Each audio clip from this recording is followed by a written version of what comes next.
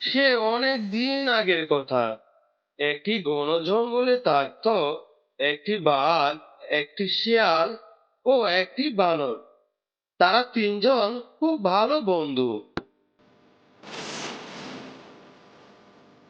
তারা তিনজন একসাথে বের হতো খাবার খুঁজতে। তাদের মধ্যে শিয়াল ছিল খুবই চতুর ও দুষ্ট। তখন সে দুষ্ট গলায় বলল, বাঘ ভাই ও বানর ভাই, আমার মাথায় একটা আইডিয়া এসেছে। আজ থেকে যত খাবার আমরা সংগ্রহ করব, সব খাবার আমি ভাগ করে দিব। তুমি ভাগ করে দিবে? আচ্ছা ঠিক আছে, দেখি তুমি কিভাবে ভাগ করে দাও। আর তখন বানর মিষ্টি গলায় বলল, হ্যাঁ হ্যাঁ, দেখি তোমার চালাকি। একদিন তারা তিনজনে মিলে একটা হরিণ শিকার করলো। হরিণটা শিকার করে তারা তিনজনেই খুবই খুশি। কিন্তু এখন ভাগ করার পালা। তাদের তিনজনের মধ্যে শিয়াল ছিল খুবই চালাক। তখন শিয়াল বলছে, বাঘ ভাই, তুমি তো অনেক বড়, তুমি পাবে একটি পা। আর বানর ভাই, তুমি তো একটু ছোট, তোমাকে দিব মাথা। আর বাকি সবটাই নিব আমি, কারণ আমি হচ্ছি অনেক বুদ্ধিমান। শিয়ালের এমন কথায় বাঘ তো খুব রেগে গেল। আর রেগে গিয়ে বাঘ বলছে, কি, আমি শুধু একটা পা পাবো? দাঁড়া, তোকে আমি ভাগ করা শিখাচ্ছি। বাঘ খুব রেগে গেল, রেগে গিয়ে শিয়ালকে ধরতে গেল। আর তখনই শিয়াল এইখান থেকে দৌড়ে পালালো। বানর তখন হাসতে হাসতে বলল, এই যে শিয়াল ভাই, তোমার তো অনেক বুদ্ধি, এখন নিজেকে সামলাও। শিয়াল ধরতে ধরতে একটি ঝোপের আড়ালে লুকিয়ে পড়ল। বাবারে, একটুর জন্য রক্ষা পেয়েছি। ধরতে পারলে মনে হয় আমাকে ধরে খেত। পরের দিন শিয়াল আবারও ফিরে এলো, তার মুখে মিষ্টি হাসি নিয়ে। এসে শিয়াল বলতে লাগলো, বাঘ ভাই, বানর ভাই, কালকের ভুল আমি বুঝতে পেরেছি। আজ আমি খাবার ভাগ করব, একদম ন্যায্যভাবে। বাঘ তখন ভারী কণ্ঠে বলে উঠল, ঠিক আছে, আজ তোকে দেখবো তোর ভাগ করার মধ্যে কতটা ন্যায্যতা।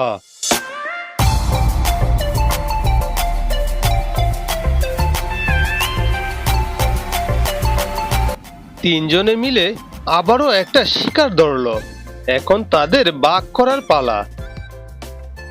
শিয়াল তখন বয়ে বয়ে বলতে শুরু করলো, এই পুরা শিকারটাই বাঘ ভাইয়ের। বানর ভাই, তুমি একটু নাও, আমার একদমই দরকার নেই। শিয়ালের এমন ভাগ করা দেখে বাঘ তো খুবই খুশি হয়ে গেল। তখন শিয়ালকে বলল, বাহ শিয়াল, তুই তো আজ খুব বুদ্ধি দেখালি, কিন্তু তুই হঠাৎ করে এমন পরিবর্তন কেন? কারণ কারণ তো একটাই, গতকালকে যেভাবে আমাকে গর্জন দিয়ে ধরতে এসেছেন, সে ভয় তো আমার এখনো কাটেনি। আর তখন বানর বলল, কি শিয়াল পণ্ডিত, তাহলে বুঝতে পেরেছেন, বুদ্ধি সব সময় কাজে লাগে না। বানরের এমন কথায় শিয়াল খুবই রেগে যায়। সে মাথা নিচু করে এখান থেকে চলে যায়। বানরের এত বড় সাহস, সে বাঘের সামনে আমাকে অপমান করে, এটার প্রতিশোধ তো আমি নিবই। তখন তোরা দুইটাই টের পাবি শিয়ালের বুদ্ধি কত।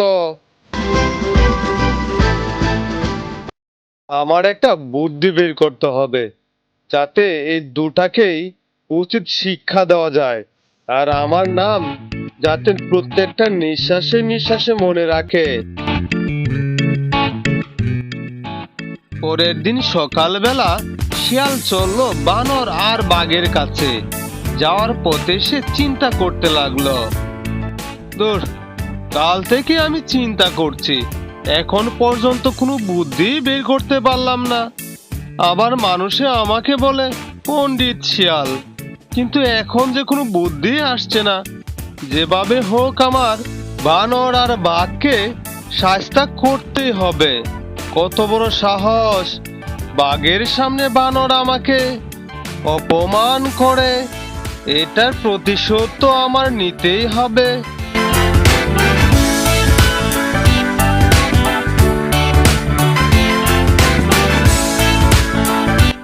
তারপর শিয়াল বাঘের কাছে গেল। বাঘকে গিয়ে বলছে, বাঘ মামা, তুমি কি জানো এই বনে যে আর একটি বাঘের আগমন ঘটেছে? একই বনে দুইটা বাঘ কোনোভাবেই থাকতে পারে না। এটার যে একটা ব্যবস্থা নিতে হয় তোমার। কি বলছিস তুই? এই বনে আবার নতুন বাঘের আগমন ঘটেছে? এ তো আমি শুনিনি। তুই কি সত্যি কথা বলছিস? ঠিক আছে মামা, তুমি যদি আমার কথা বিশ্বাস না করো তাহলে দরকার নেই। তোমাকে আমি ভালোর জন্যই খবরটা দিতে এসেছিলাম। আমি এখন চললাম। দাঁড়া ভাগ্নে, দাঁড়া। তোর কথা কেন বিশ্বাস করব না? তুই কি আমার খারাপ চাইতে পারিস? চল তো দেখি কোথায় সে বাঘ। এই বনে তাকে আমি কোনোভাবেই থাকতে দিব না। শিয়াল ছিল খুবই বুদ্ধিমান। তার বুদ্ধি দিয়ে প্রতিশোধ নিবে। বাঘকে মিথ্যা কথা বলে সে নিয়ে চলল একটি কুয়ার কাছে।